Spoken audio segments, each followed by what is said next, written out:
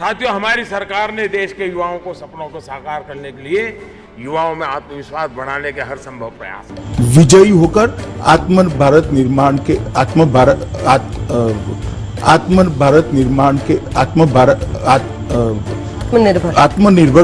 निर्माण के अंदर हम जरूर सफल। महंगाई, रोजगार, किसान आंदोलन, ये ऊपर ऊपर के मुद्दे हैं जो इन दिनों पूरे देश में चल रहे हैं। लेकिन जब इन देश के मुद्दों से हमारे पीएम की भटक जाएं, तो इसे क्या कहा जाएगा?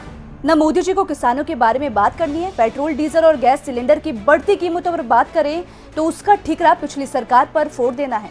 रही रोजगार की बात, तो वो मुद्दा तो किसी को दिख ही नहीं रहा है, न पीएम मोदी को और न ही प्रजातंत्र के चौथे स्तंभ को। लेकिन देश में चल रहे इन सब मुद्दों के बीच पीएम मोदी ने विकास के नाम पर जो किया है वो शायद ही किसी को पसंद आया होगा। 1983 में बने अहमदाबाद के मोटेरा स्टेडियम के बारे में किसी ने सोचा भी नहीं होगा कि इस क्रिकेट स्टेडियम का नाम प्रधानमंत्री नरेंद्र मोदी के नाम पर रखा जाए और शिलापट का शिलान्यास देश के गृह मंत्री अमित शाह के साथ उनकी ही सरकार में एक और केंद्रीय मंत्री करेंगे और उनके साथ बीसीसीआई के एक उच्च अधिकारी जय शाह भी मौजूद होंगे।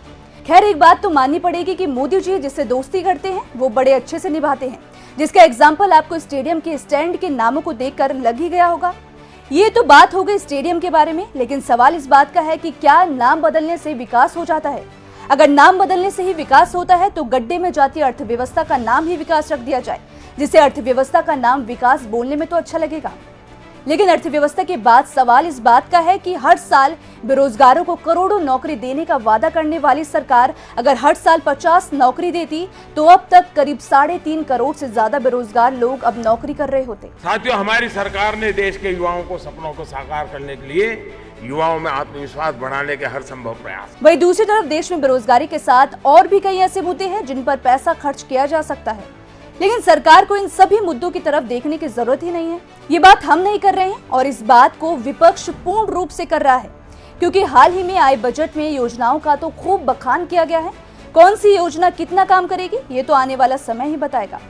जहां एक तरफ देश में अरबों करोड़ों की बजट में देश के विकास की बात तो हो गई है, लेकिन 3 महीने से दिल्ली की सीमाओं पर बैठे किसानों के बारे में और किसानों के साथ में कोई भी बात करने को देश की सरकार नहीं सोच रही है।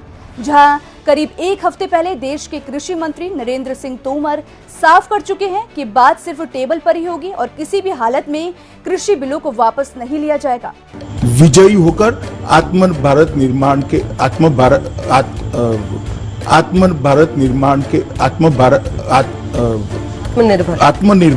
के निर्माण के अंदर हम जरूर सफल। सबके बीच रही आत्मनिर्भर भारत की बात की जाए तो ये देखकर आप भी समझ ही गए होंगे कि हमारा भारत कितना आत्मनिर्भर बन रहा है।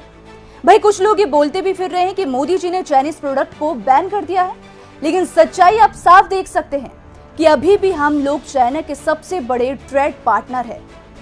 इससे साफ होता है कि देश की सरकार देश में सिर्फ विकास चाहती है और कुछ नहीं।